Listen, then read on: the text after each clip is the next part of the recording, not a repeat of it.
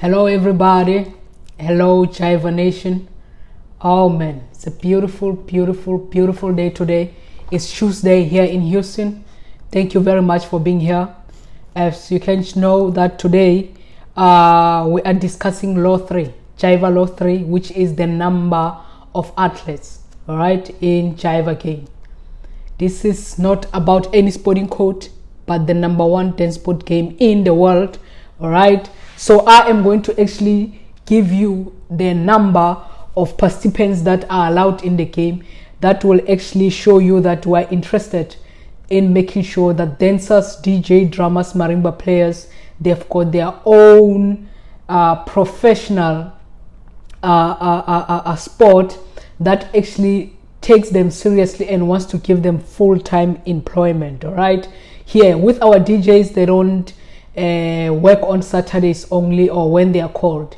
They are part of the athletes. We call them athletes, also marimba players, also drummers and dancers. They all rehearse with each other Monday to Friday or Monday to Thursday. Friday they rest for travel to any state or province to go perform with the other teams in the league. All right, so now this Law 3, it just deals with the number. We need to be specific about how many people are allowed in a Jaiva match. Now with Jaiva, it's not like any other sporting code. We have what we call round 1. We name it the unlock round. All right, that's where everything gets to unlock, everyone gets to warm up and actually gets to feel the game. And we've got round 2, we call it the examination round. That's where everyone is getting more prepared to actually win round 3. Then we have the round 3, which is called the decider round, and we've got a penalty round, which we call the knockers. Okay, round or decided, you call it sudden death.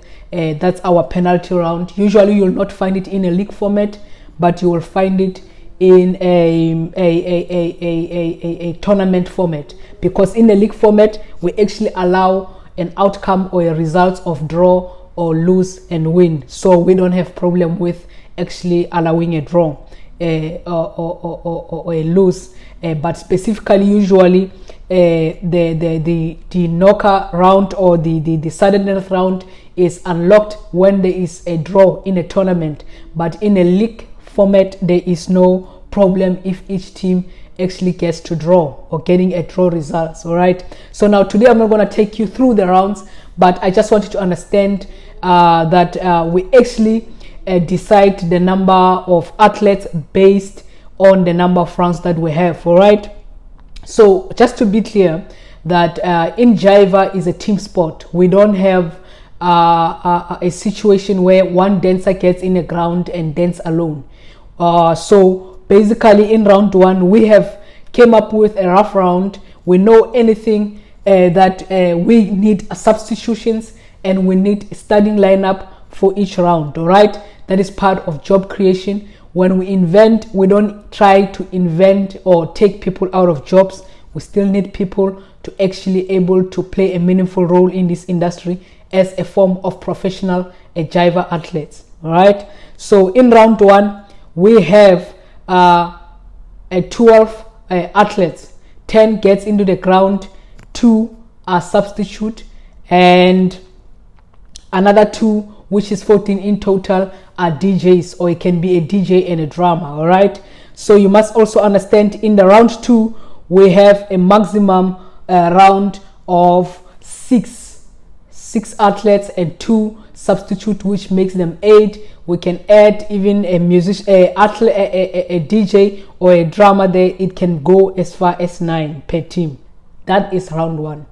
Round 3 is 6 dancers who will start round 3, and a substitution of 2 and an extra 2, which are DJs. All right, so that's what this law is all about. It's all about allocating the number of dancers so that we don't find team A has 10 dancers and team B has 20 in the ground.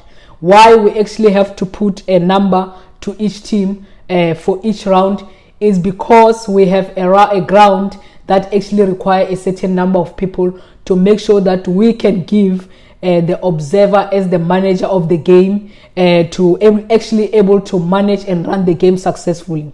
So this law is very important, because we will also know it covers, it has infringements of about disciplines, or about infringements and sanctions. We know there will be other teams where they will try to field a dancer that is not registered in a league, or he or she has a black card.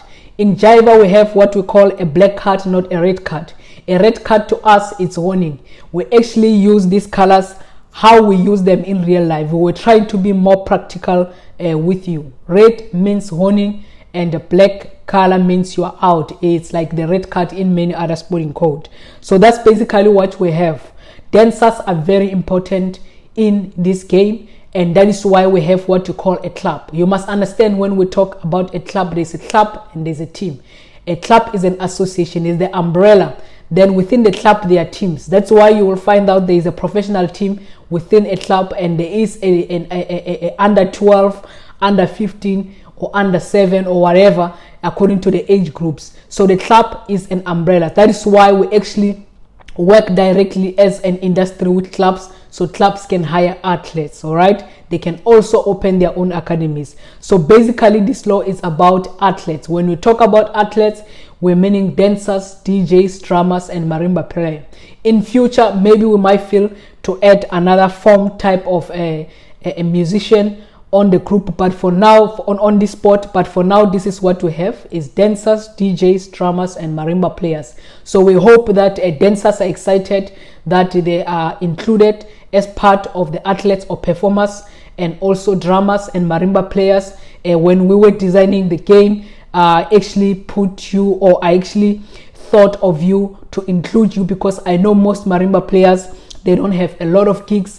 Dancers are also struggling, and DJs, at least they have nightclubs, but we feel that we have to have a sporting code that where we play live game, not just background music people are dancing to.